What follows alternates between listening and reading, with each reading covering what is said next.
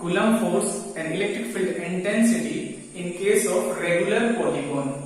इसमें आपको इसके वर्टेक्स पर चार्ज गिवन रहता है, चार्ज सिमिलर भी हो सकता है, अपोजिट भी हो सकता है, और इसमें आपको कैलकुलेट करना होता है या तो कूलम फोर्स नेट फोर्स या तो इलेक्ट्रिक फील्ड इंटेंसिटी। तो चलिए शुरू करते हैं आज का वीडियो। इस वीडियो में हम सब कैलकुलेट करेंगे coulomb force and electric field intensity.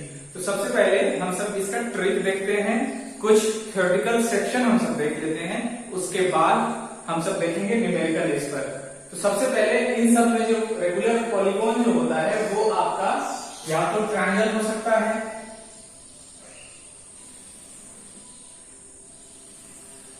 या तो स्क्वायर हो सकता है,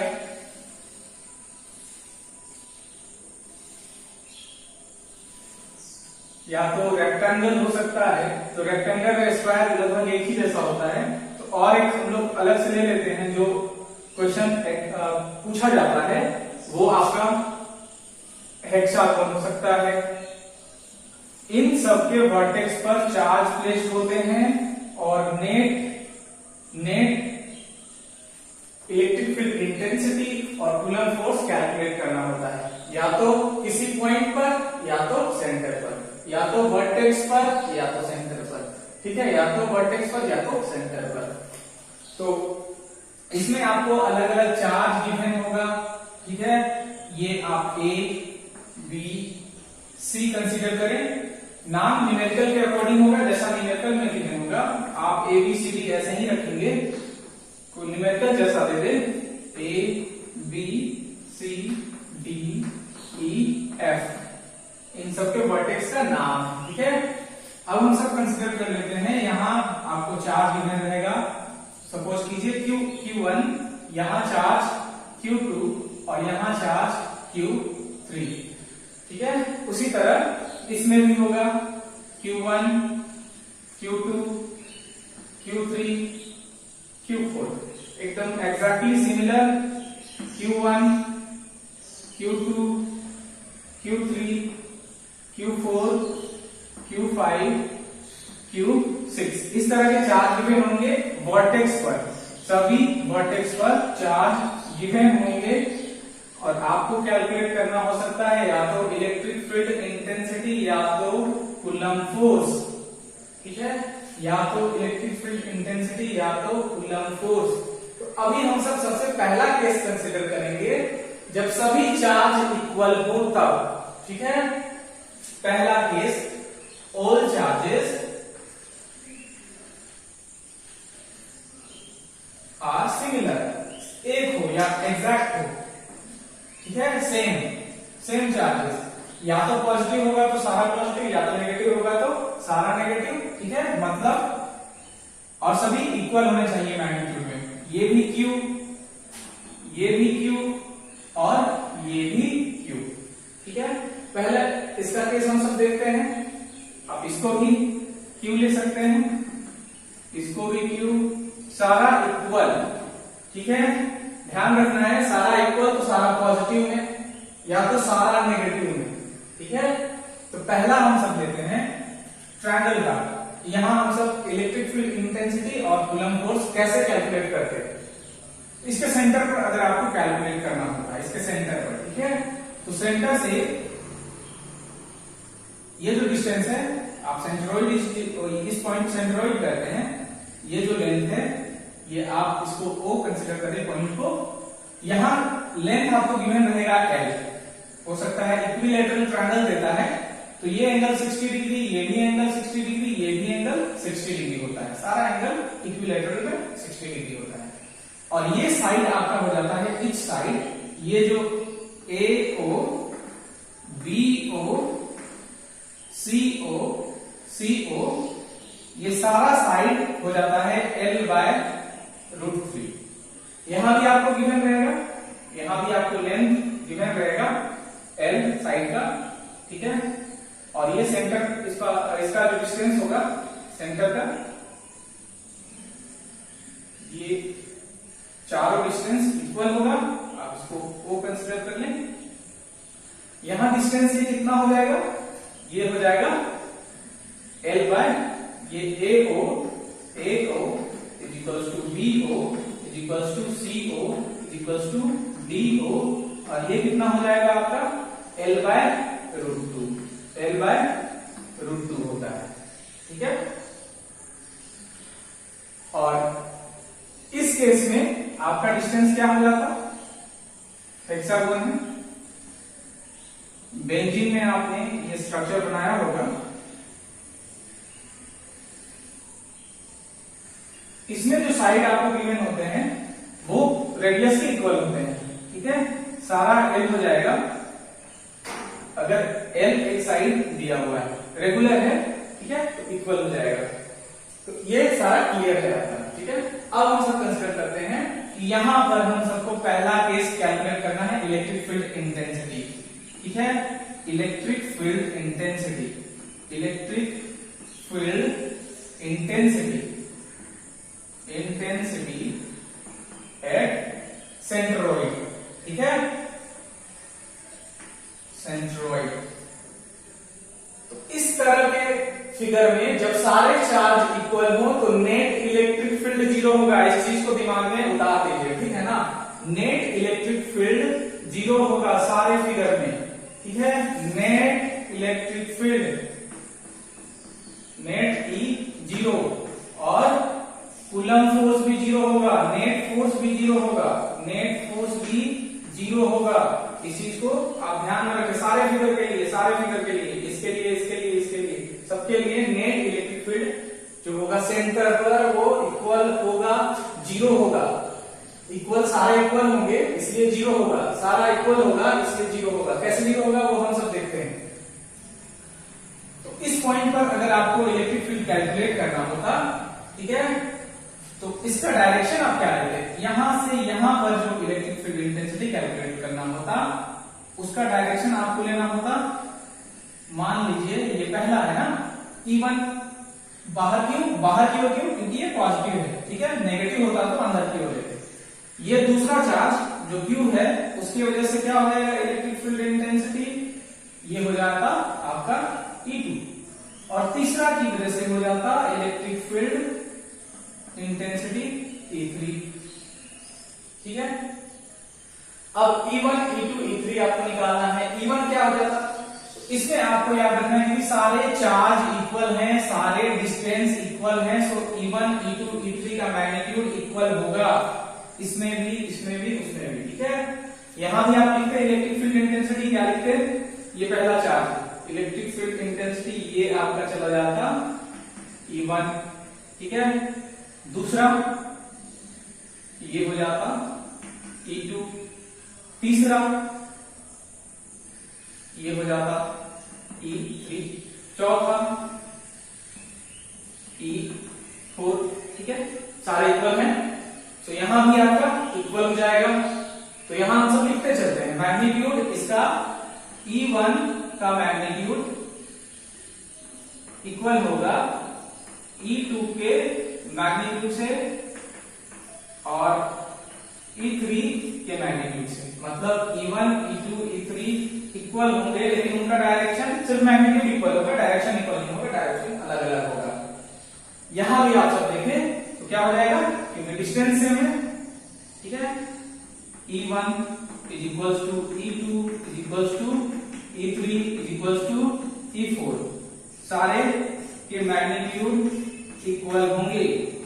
कैसे इक्वल होंगे उसको भी प्रूव करेंगे हम सब।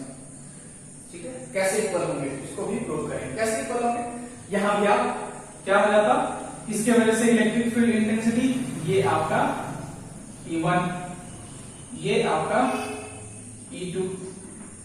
E1, E2 इसलिए दिया जा रहा है क्योंकि आपको अलग अलग बताना है, हालांकि सभी इक्वल होंगे तो अलग नाम देने का कोई लॉजिक नहीं है, लेकिन अलग बताना है, इसके वजह से हो रहा है, यहाँ ये इसके वजह से हो रहा है, यहाँ ये इसके वजह से हो रहा है। ठीक है, Q2, Q3 की वजह से ये बाहर की ओर E3, Q4 की वजह से ये आपका E4, Q5 की वजह से E5 और Q6 की वजह से E6। यहां भी आपका क्या हो जाएगा, E1 is equals to E2 का magnitude is equals to E3 intensity का मैग्नीट्यूड। एक बार आप इसको देख लें पूरा लास्ट तक ये वीडियो, तो आप कभी भी न्यूमेरिकल नहीं भूलेंगे। E5 E6 तक गया है, ठीक है, E6 तक गया है। ये कॉन्सेप्ट आपको याद रखना होगा। आपको कैलकुलेशन करने की कोई जरूरत नहीं है। इसको देखने के बाद आपको कैलकुलेशन नहीं करना है, एमसीक्यू में सीधे आंसर आप टिक करेंगे, ये गारंटी है। अब हम सब इसको प्रूव करते हैं कि ये इक्वल कैसे होगा। एक्सप्रेशन लिखना होगा, किसी को भी लेकर चलते हैं हम सब, इसको भी लेकर चल सकते हैं, इसको भी लेकर चल सकते हैं, ठीक है। यहां ये L होता, तो ये डिस्टेंस आपका बताया गया है, क्या होता, L/√2। सारा distance L/√2, L/√2, L/√2, L/√2 यही होता। अब आप इसमें E1 लिखते, तो E1 क्या लिखते, E1 क्या होता है 1/4 पाई एप्सिलॉन नॉट, ठीक है। E1 इसके वजह से चार्ज है यहाँ पर, तो सिर्फ इस पर डिपेंड करेगा, ठीक है, इस पर Q/r²। r² क्या हो जाता है, ये डिस्टेंस का स्क्वायर, तो क्या हो जाता है L/√2 का स्क्वायर। तो ये क्या हो जाता है, ये L लिखने की जरूरत नहीं, यहां लिख देते हैं, ठीक है। ये क्या हो जाता है, ये तो हो जाता 1/4 पाई एप्सिलॉन नॉट, और ये हो जाता 2Q/L²। यही हो जाता E1। E2 भी आप कैलकुलेट करते हैं, E2 भी तभी यही होता Q/² सो सारा वैल्यू सेम होता, यही आता 2Q/L², ठीक है। इसमें भी आप करके देखते, इसमें क्या आता, E1 जब आप कैलकुलेट करते तो E1 का वैल्यू कितना आता, E1 क्या आ जाता है, E1 ये डिस्टेंस कितना है अभी बताया गया है, AO, ठीक है, ये O है, AO क्या L/√3, ठीक है। सारा डिस्टेंस L/√3 है, L/√3, ठीक है। अब E1 क्या हो गया, E1 आपका कितना है 1/4 पाई एप्सिलॉन नॉट, चार्ज क्या है Q, ठीक है। ये सिमिलर चार्ज के लिए हम सब चल रहे हैं, सिमिलर चार्ज के लिए, सभी सिमिलर चार्ज के लिए Q Q Q Q Q, ठीक है। Q बाय डिस्टेंस का स्क्वायर, डिस्टेंस क्या है L/√3 का स्क्वायर, तो क्या हो जाता है L² और ये √3 मतलब 3। सारा वैल्यू आपका यही होता, E1 E2 E3 सारा वैल्यू यही होता। इसमें भी सारा वैल्यू, इसमें भी सारा वैल्यू, एक ही वैल्यू आता 2Q/L²। इसमें भी आप कैलकुलेट करके देखिए क्या आता। E1 अगर आप कैलकुलेट करते तो 1/4 पाई एप्सिलॉन नॉट, ठीक है। E1 कैलकुलेट कर रहे हैं, इधर क्या, ये रहा E1 आपका, ठीक है, मतलब ये इलेक्ट्रिक फील्ड इसके वजह से, ठीक है। सभी चार्ज यहां सेम लिया गया है, यहां लिखना भूल गए थे, सभी चार्ज इक्वल है, सभी चार्ज Q है, ठीक है, सभी चार्ज Q है। तो क्या हो जाएगा, ये जो डिस्टेंस है Q/L, L², मतलब E1 E2 E3 E4 सारा एक ही वैल्यू होगा, क्योंकि सारा लेंथ वही है और चार्ज भी सब में वही है, ठीक है। तो ये तो हो गया प्रूव कि सारे इक्वल होंगे, इसलिए नेट इलेक्ट्रिक फील्ड इंटेंसिटी 0 होगा। अब आप इसी तरह नेट कूलम्ब फोर्स भी आप 0 बता सकते हैं, ठीक है। कूलम्ब फोर्स में क्या करते हैं, कूलम्ब फोर्स के लिए यहां एक और चार्ज आपको दिया जाता है, सेंटर पर एक और चार्ज दिया जाएगा, तब ना कूलम्ब फोर्स निकलेगा। दो चार्ज के बीच में यहाँ कुछ और चार्ज दिया जाएगा, यहाँ कुछ और चार्ज दिया जाएगा सेंटर पर, ठीक है। तो सेंटर पर जो चार्ज होगा वो सबके लिए होगा, ठीक है। वर्टेक्स पर चार्ज इक्वल होना चाहिए, सेंटर पर कुछ भी दे तब भी आपका नेट फोर्स 0 हो जाएगा। अब इसमें आपको याद रखना है, ये तो सारे फोर्स, सारे इलेक्ट्रिक फील्ड इंटेंसिटी इक्वल होंगे, तो 0 आखिर हुआ कैसे। यहां पर तो 3 दिखाई दे रहा है, 2 होता तो समझ में आता है कि इक्वल है, अपोजिट बोलते तो 0 हो गया। तो इसके लिए हम इसके लिए हम क्या करेंगे, यहां से इन दोनों का रिजल्टेंट लेंगे, इन दोनों का रिजल्टेंट होगा ये, इन दोनों का रिजल्टेंट हम सब मान लेते हैं E, ठीक है। E1 और E2 का पैरेललोग्राम लो, ये आपका E2 है, पैरेललोग्राम लो के रिजल्टेंट में E का वैल्यू कितना होता है, E का वैल्यू हम सब कितना लिखते हैं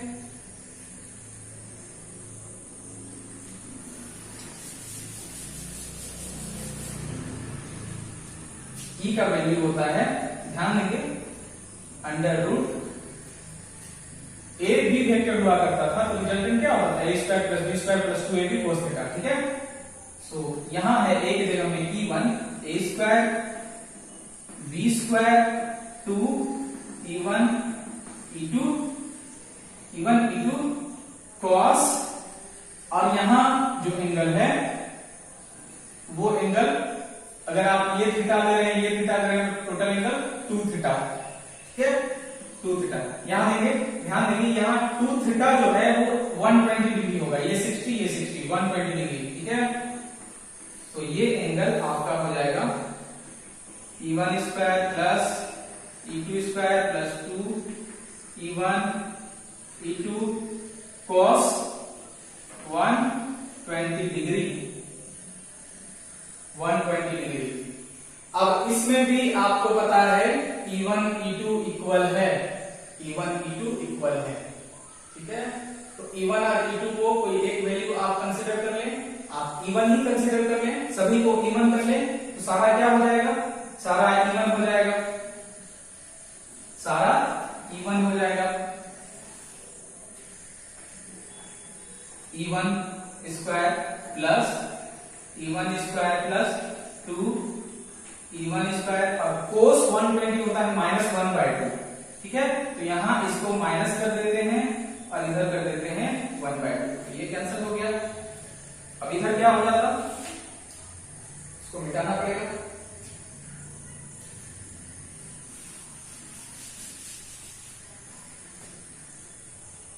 e1 स्क्वायर 2 e1 स्क्वायर में से e1 स्क्वायर, सो e अंडर रूट क्या हो जाएगा, e1 स्क्वायर क्या हो गया, 2 e1 square minus e1 square, मतलब 2 e1 स्क्वायर में e1 स्क्वायर ही आया, सो ये आपका e1, देखिए इक्वल आ गया e1 के, ठीक है।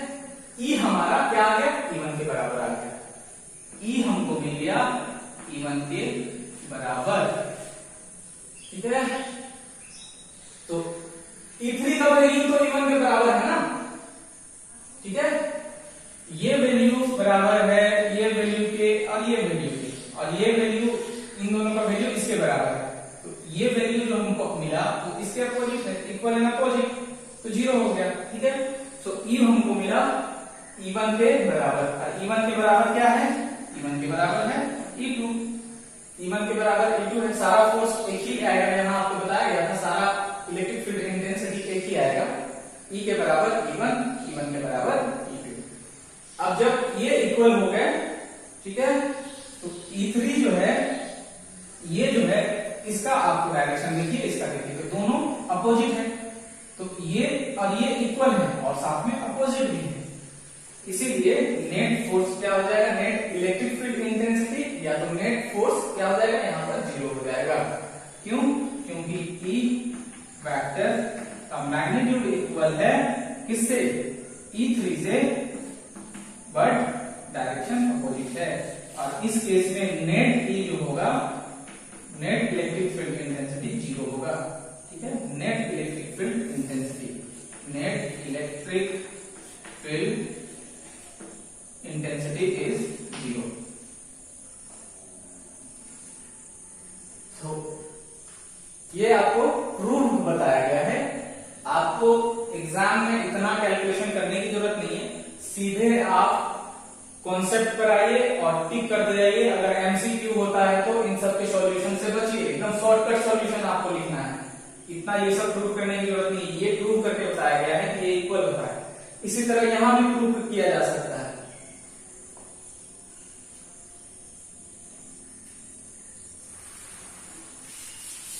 तो मिटा दिया जाए,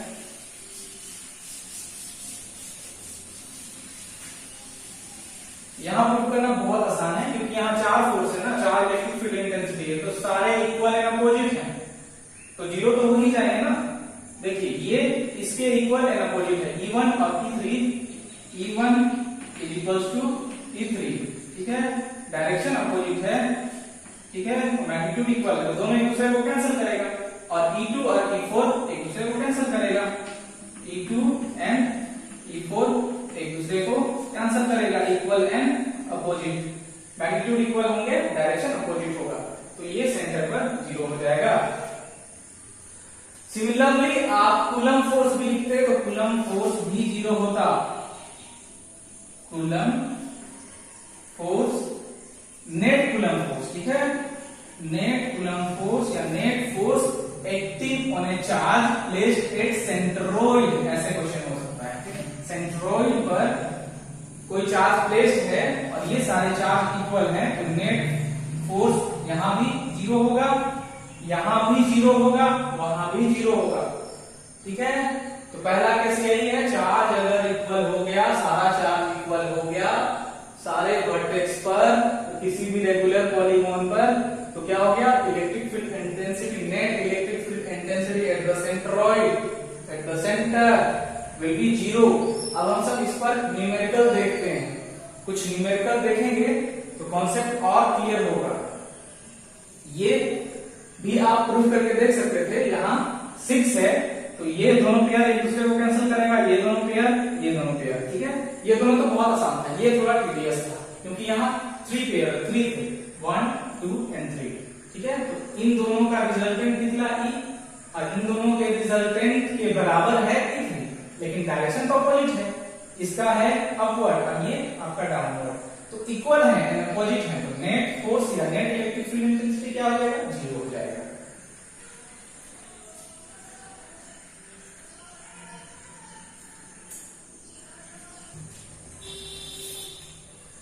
एक न्यूमेरिकल हम सब सॉल्व करते हैं।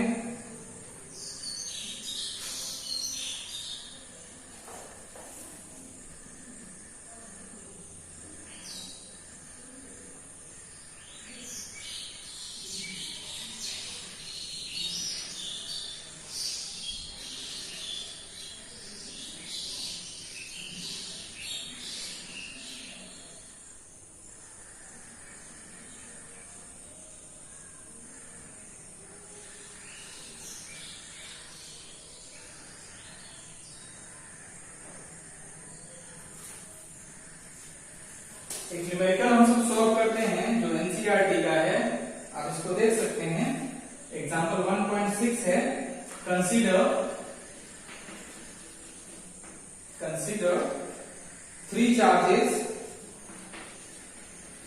3 charges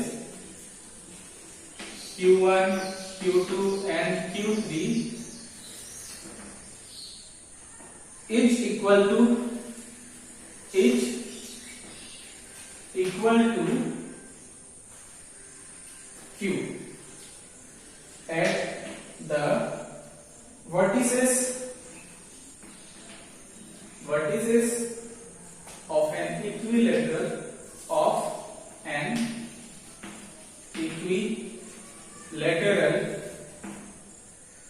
triangle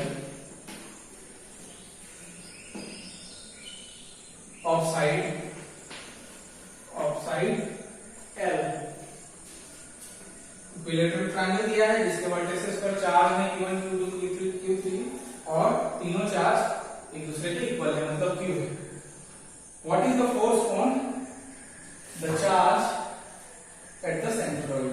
What is the force on charge Q? What is the force on charge Q placed at centroid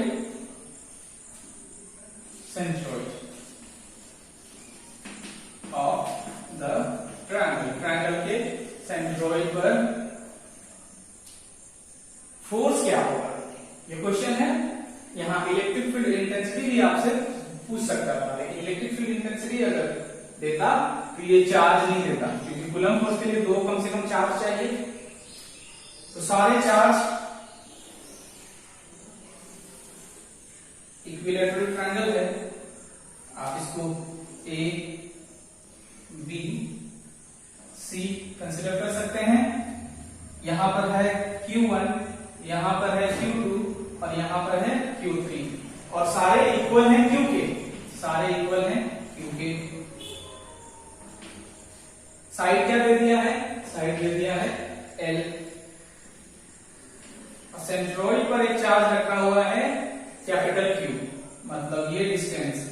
ये डिस्टेंस इक्वल है, आपको बताया गया है पहले। ये कितना डिस्टेंस होगा, इसका नाम आप ओ रखें। और यहाँ पर चार्ज क्या है, कैपिटल क्यू। यहाँ पर चार्ज कैपिटल क्यू है,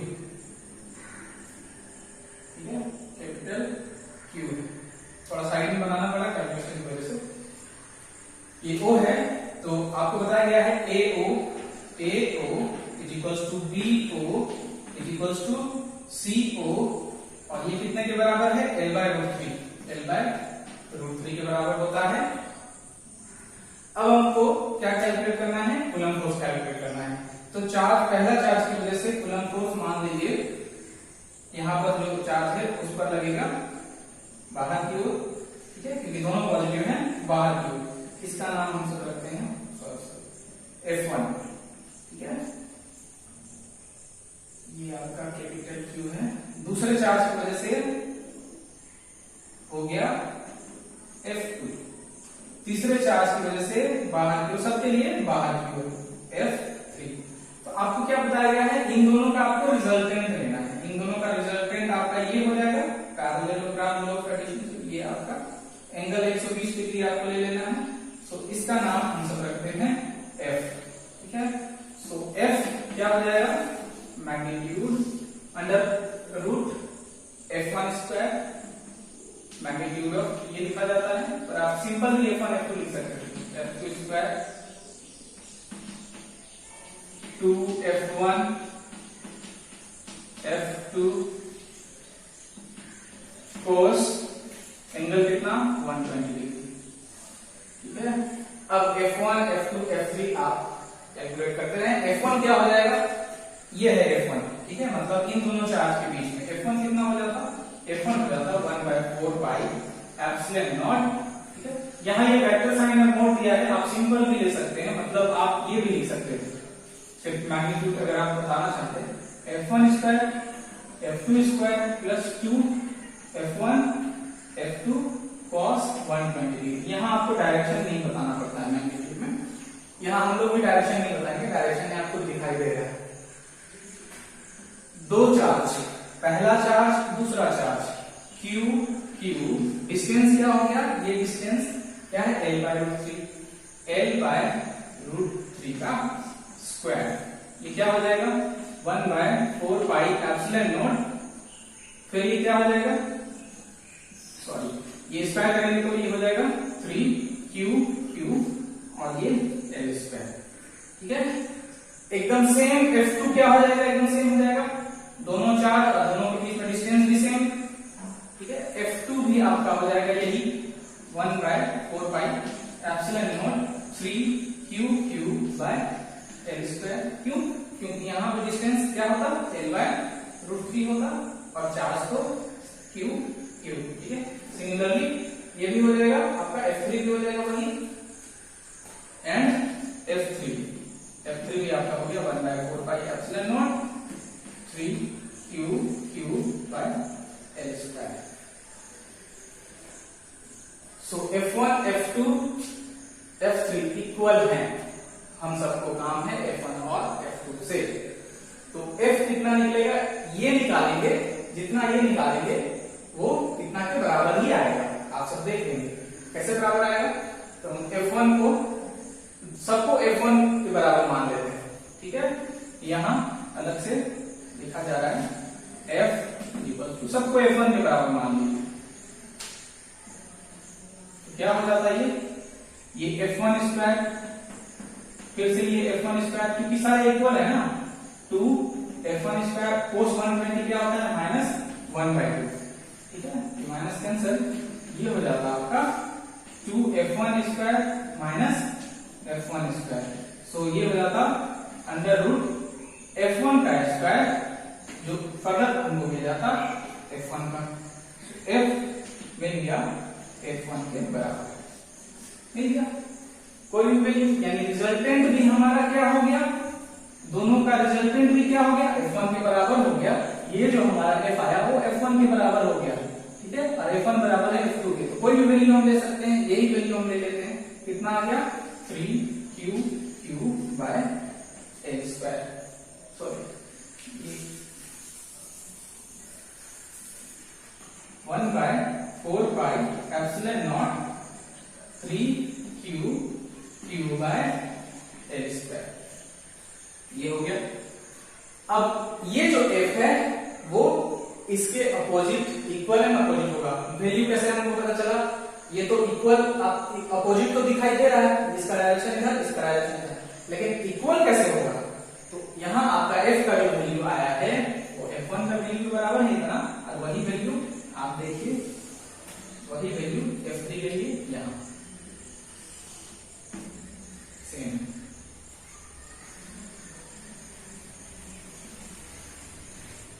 f3 के वैल्यू के इक्वल है। सो f एंड f3 क्या है? f एंड f3 इक्वल तो है पर अपोजिट है।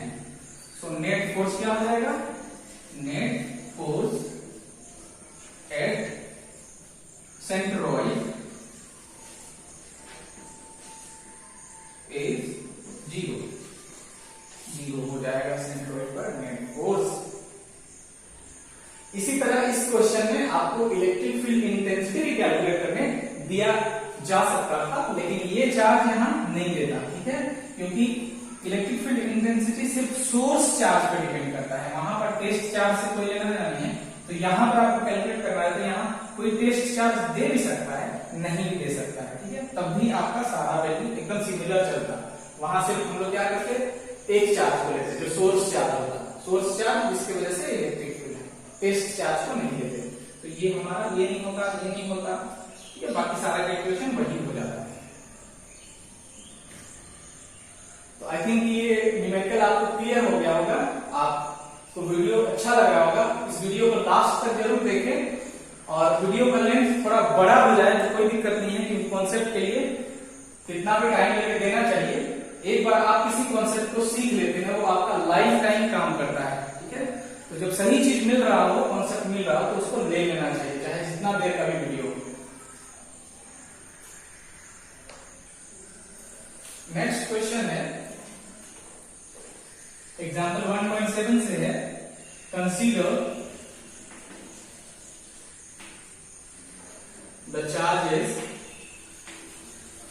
the charges q and minus q placed at vertices plural है of an equilateral triangle,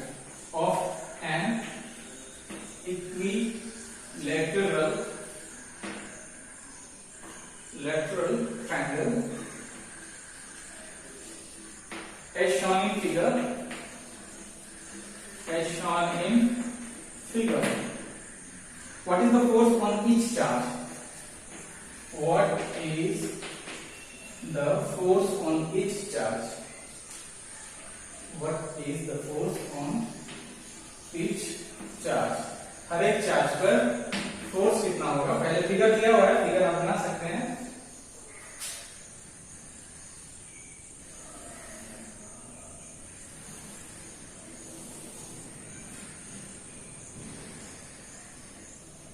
Q1, Q2, Q3 सारा वैल्यू आपको गिवन है। ये आपका A, B, C सभी वर्टेक्स पर चार्ज प्लेस्ड है, और Q1 की जगह में कितना A, B, C बोल दिए, तो जो ऑर्डर में आपको लिखा हुआ है उसी को लिखना है। A, B, C आप ऐसे बोल रहे हैं, तो जिस ऑर्डर में वो लिखा हुआ है उसी को लिखना है। Q एंड माइनस, ठीक है। और लेंथ दे दिया गया है, इक्विलेटरल है, सारा लेंथ इक्वल होगा, सारा एंगल भी इक्वल होगा 60 डिग्री। अब हम सब हर एक चार्ज पर फोर्स कितना होगा, ये न्यूमेरिकल बहुत ही इंपॉर्टेंट है, इसलिए क्योंकि यहाँ सेंटर पर नहीं कैलकुलेट करना है, ठीक है, यहाँ अलग अलग सबको कैलकुलेट करना है। सेंटर पर हम सब कैलकुलेट करके देख चुके हैं, ये थोड़ा डिफरेंट है, ठीक है। तो इसमें जो फोर्स होगा वो इस चार्ज का इसके ऊपर और इस चार्ज का इसके ऊपर, ठीक है, इस तरह से कैलकुलेट करना है। तो पहला चार्ज हम सब लेते हैं इस इस पर कितना फोर्स होगा, इस पर जो फोर्स होगा वो या तो इसके वजह से होगा या तो इसके वजह से होगा।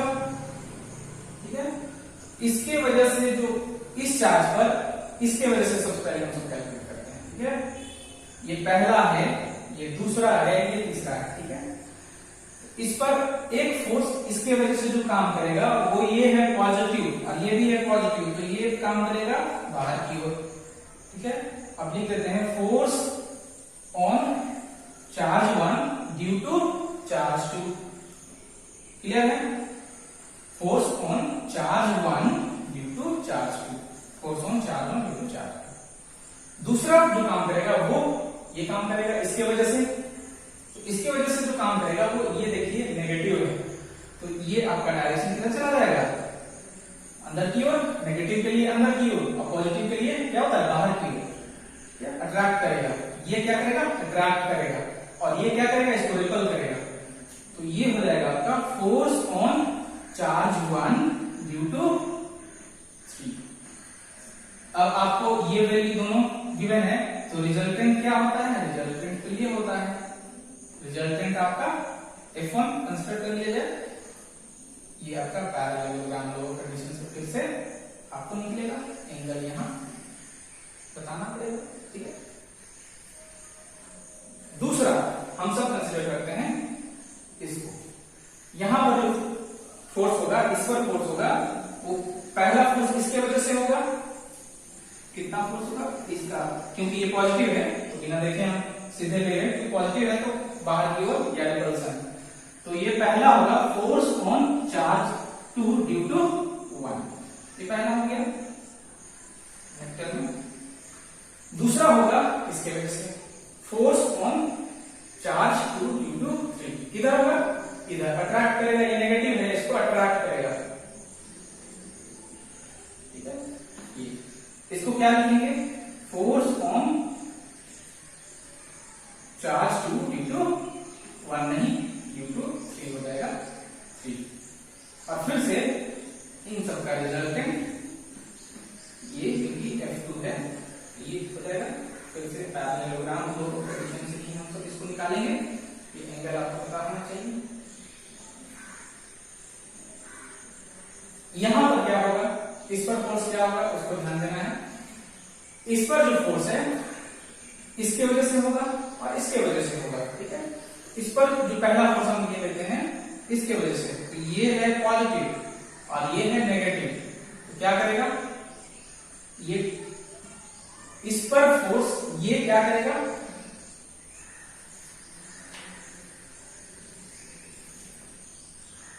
ये नेगेटिव है ये पॉजिटिव है। ठीक है, तो ये क्या करेगा, इसको अट्रैक्ट करेगा। ठीक है, अट्रैक्शन शो करेगा। ठीक है, इसकी वजह से इस पर फोर्स अट्रैक्टिव होगा।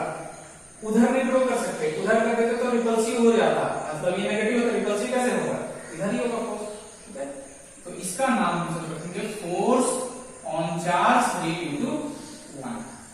दूसरा फिर से यही, ठीक है, ये क्या करेगा, इसको अट्रैक्ट करेगा।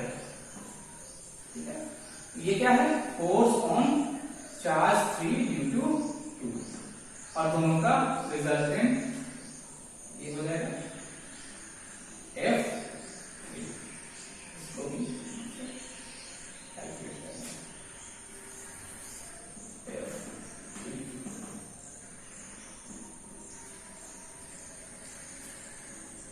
तो ये इच चार्ज पर नेट फोर्स है, पहला F1, दूसरा F2, तीसरा F3।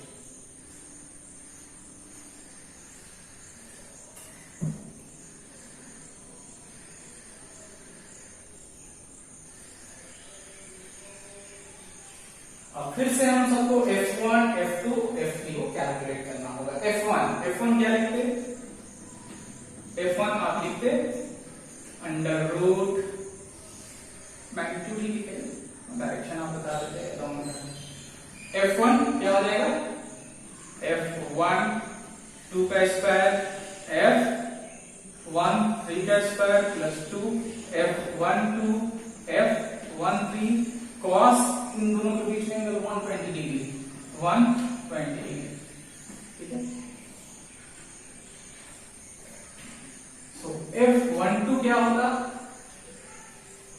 मैग्नीट्यूड सिर्फ निकालना है, तो F12 वही होता जो F13 होता। ठीक है, सारे फोर्स यहां भी इक्वल होंगे क्योंकि चार्ज सारे इक्वल है, मैग्नीट्यूड।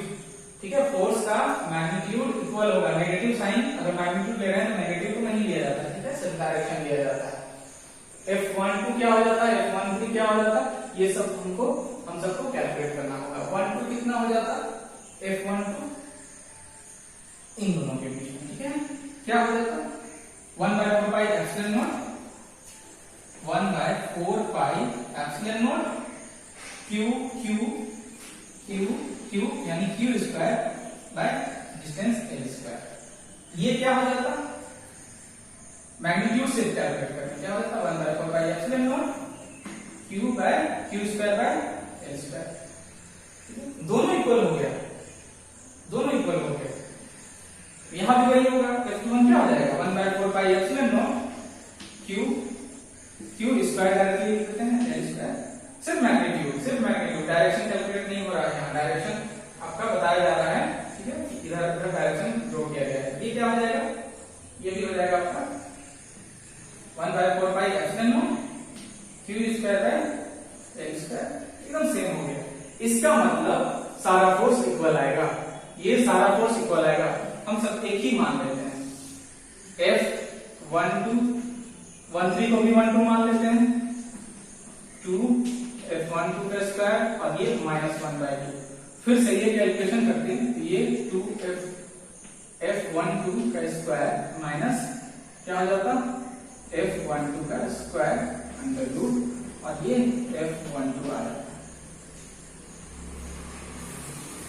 F12। सो F जो आएगा वही आएगा F का मैग्नीट्यूड, मतलब यहां जो F12 सब कैलकुलेट किए हैं कितना आएगा, F12 के मैग्नीट्यूड के इक्वल होगा, 1/4 pi epsilon naught Q square by L square. यहां पर ध्यान देना है, यहां पर नेट यहां पर नहीं लिया जा रहा है, यहां पर इसका रिजल्टेंट लिया जा रहा है, तो जीरो नहीं होगा, यहां इसका रिजल्टेंट लिया जा रहा है। उसी तरह F2 भी वही होगा जो F21 का वैल्यू होगा, सिमिलर करते F2, फिर से वही करते हैं आप, F2 क्या लेते हैं, F21 का स्क्वायर प्लस F दूसरा क्या है 23 का square plus F21 F23 cos 120, ये हो जाएगा। फिर से वही सारे इक्वल होंगे, मतलब F21 के बराबर ही आएगा, F23 के बराबर ही आएगा F2। तो ये रिजल्टेंट हमारा F2 जो आता वो इसके या इसके बराबर होता, 1/4 pi epsilon naught Q square by L square. Similarly ये भी जो आपका फोर्स आएगा, इसकी वजह से जो यहाँ जो F3 आता, F3 भी वही चीज आता, एकदम सेम आएगा। F3 भी क्या आएगा, 1/4 पाई एप्सिलॉन नॉट, सिर्फ मैग्नीट्यूड है, डायरेक्शन नहीं ले रहे, ठीक है, Q square by L square image force.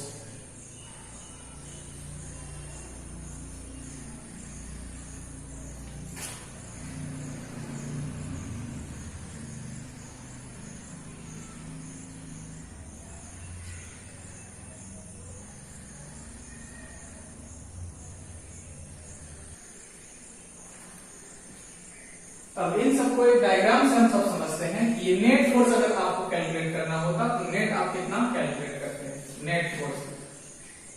Net force कैसे कैलकुलेट करते हैं, तो इन सबको वेक्टर में बदलना पड़ेगा। ये आपका है, ये डायरेक्शन है आपका F1 का, ठीक है, और ये डायरेक्शन है F2 का। दो वेक्टर को जो अलग अलग एंगल से हो वो एक साथ ओरिजिन करके लिखा जाता है, ये दोनों को हम एक साथ मिला कर लिखते हैं, ठीक है, और ये डाउनवर्ड है आपका, ये इधर है F3 डाउनवर्ड है।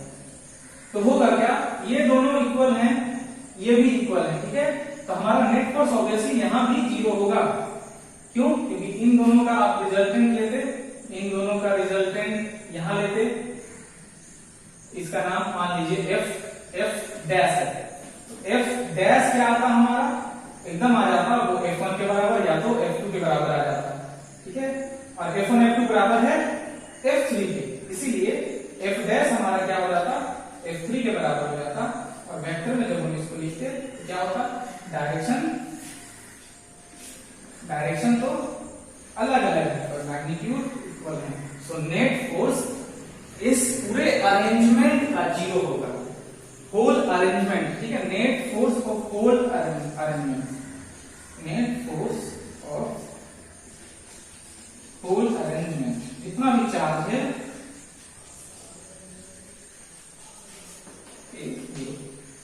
ये आपको समझ में आया होगा। ये पहले से आपको बताया जा रहा है कि ये दोनों के बीच में रिजल्टेंट निकाला जा रहा है, ये दोनों इक्वल है तो ये भी इक्वल आ जाएगा, ठीक है। और ये इक्वल आ रहा है मतलब ये दोनों इसके साथ इक्वल है, ये और ये भी इक्वल होगा। एक लास्ट न्यूमेरिकल हम सब सॉल्व करते हैं जो थोड़ा इन सबसे अलग है। जब आप इतना सॉल्व कर चुके हैं तो अब आप कोई भी न्यूमेरिकल सॉल्व कर सकते हैं, क्योंकि जो भी न्यूमेरिकल होंगे वो इन्हीं के आसपास में होंगे, या तो चार्ज इक्वल होगा या तो अपोजिट होगा। इक्वल होगा तो कोई टेंशन नहीं है, अपोजिट है तो सॉल्व कर देना है,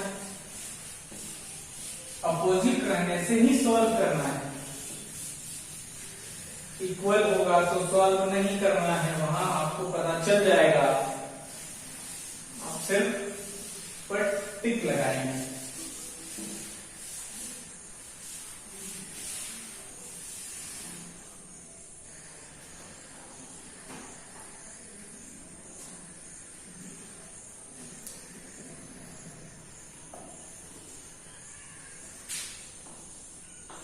क्वेश्चन है three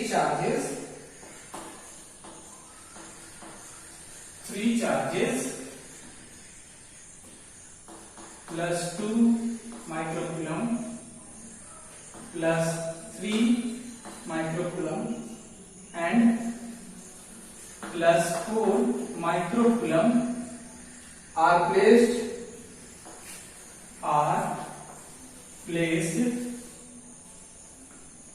at the corner of the equilateral triangle. At the corners of the equilateral, फिर से equilateral triangle.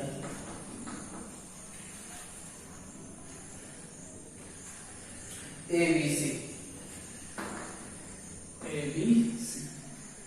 Each of side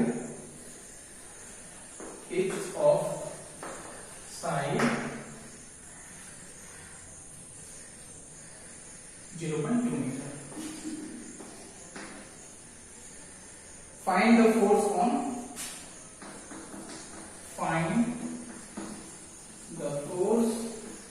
on plus 4 microcoulomb due to other two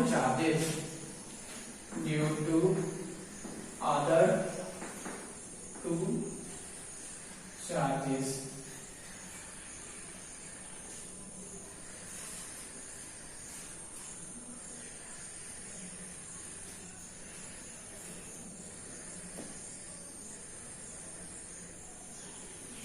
तो यहां गिवन है एक इक्विलेटरल ट्रायंगल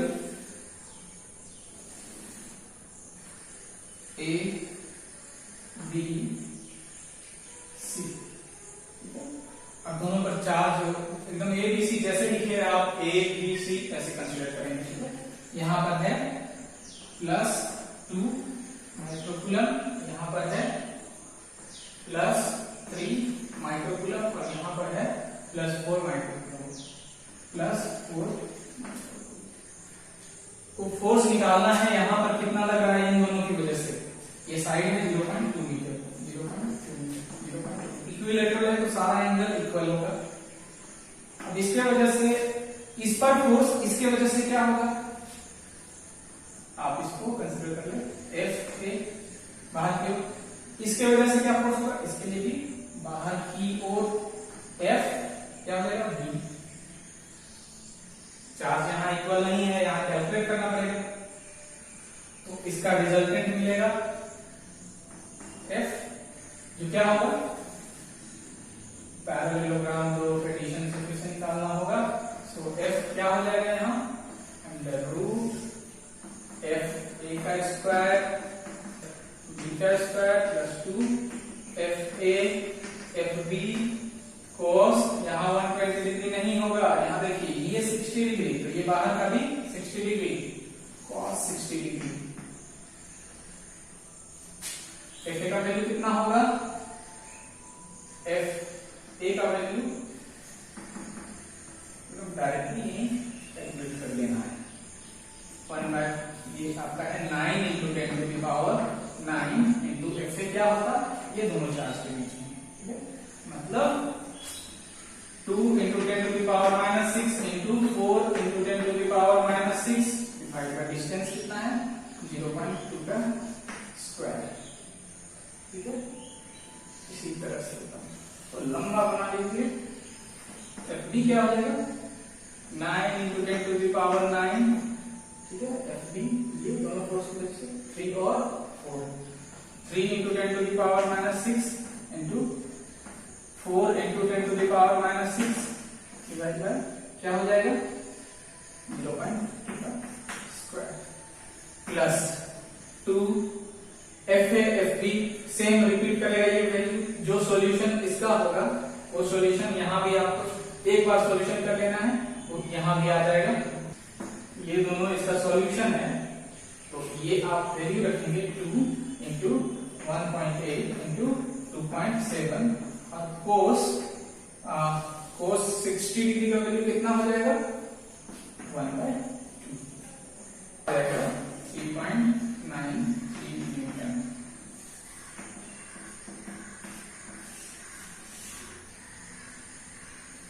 अगर डायरेक्शन बताना हो along positive Y axis, direction यहाँ बताया हुआ है।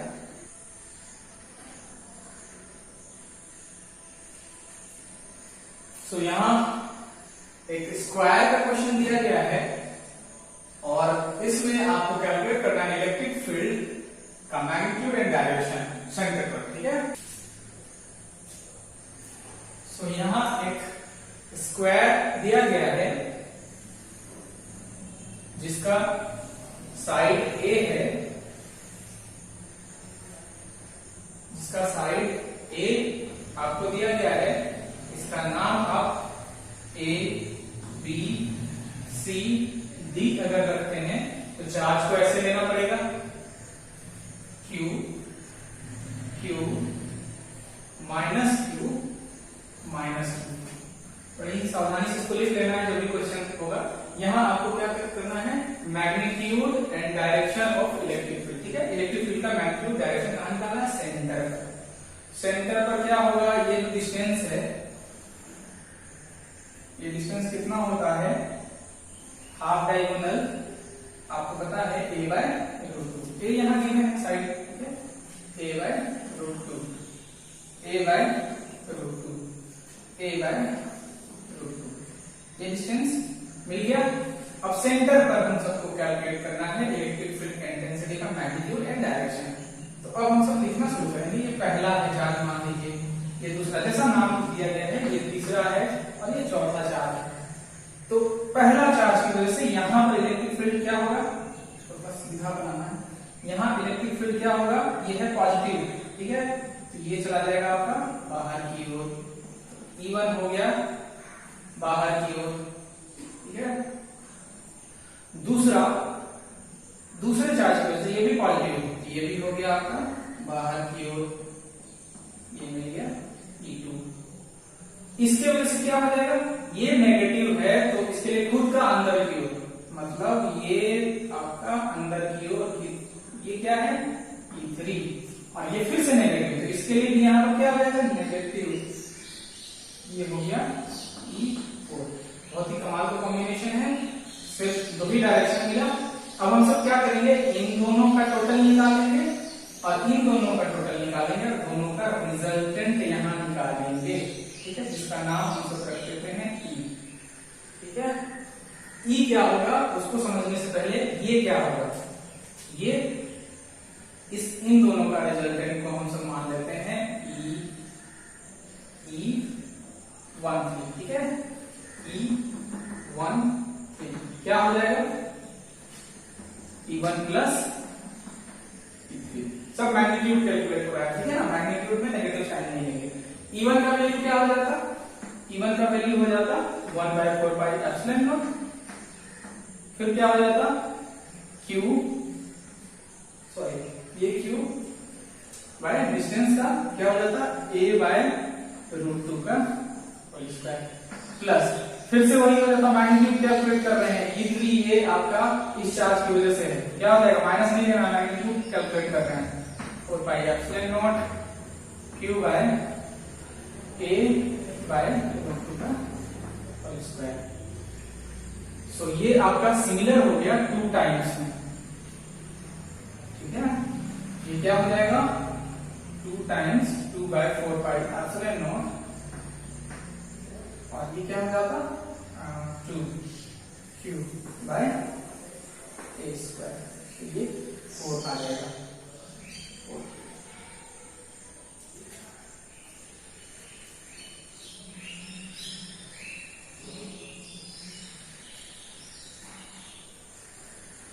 सो ये हम सब लिखेंगे 4Q by 4 pi epsilon naught, sorry इसको ऐसे लिखा 1/4 pi epsilon naught 4Q by A square. ये मतलब दूसरा ये भी जब आप निकालते इसका नाम इन दोनों का रिजल्टेंट हम सब रख सकते हैं 2 4, ठीक है E2 4, तब क्या निकलता फिर से ये E2 प्लस E4, ये भी आपका सिमिलर निकलता क्योंकि चार्ज सिमिलर है, ठीक है, नेगेटिव साइन लेना नहीं है, तो ये भी आपका निकल जाएगा 1/4 pi epsilon naught 4Q by A square.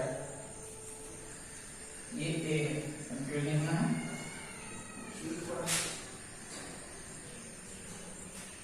E2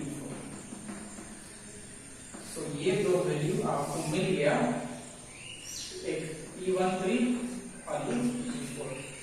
अब इन दोनों का रिजल्टेंट ये होगा, ठीक है, मतलब रिजल्टेंट हमको कैलकुलेट, रिजल्टेंट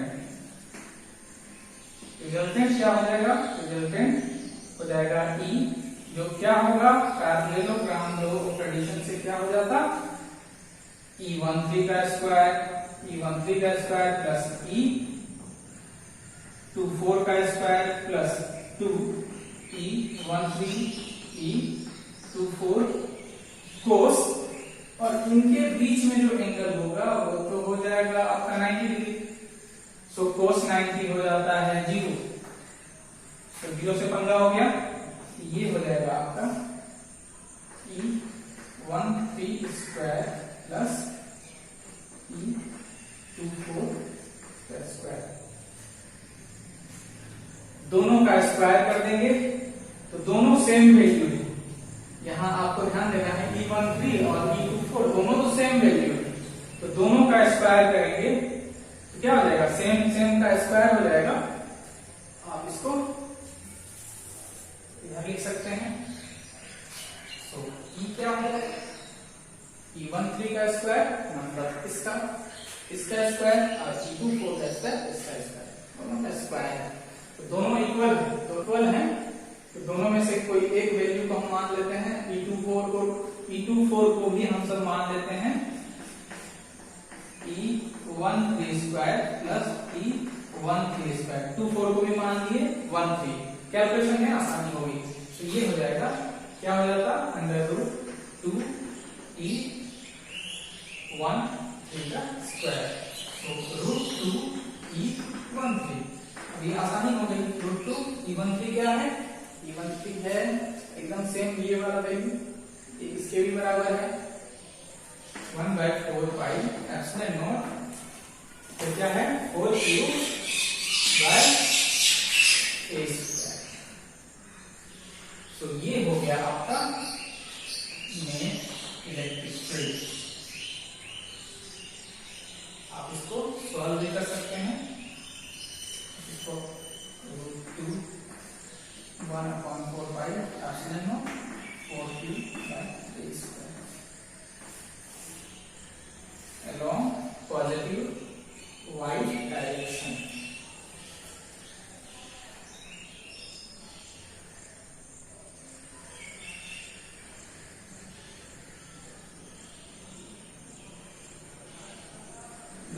क्या है इसका, पैरेलल टू एडी और बीसी, पैरेलल टू एडी और एडी, ठीक है, ये एडी या बीसी, ये डायरेक्शन पैरेलल होगा बीसी। सो आई होप ये वीडियो आपको अच्छा लगा होगा, आप और भी प्रैक्टिस कर सकते हैं। Thank you so much for watching. इस वीडियो को लाइक जरूर करें।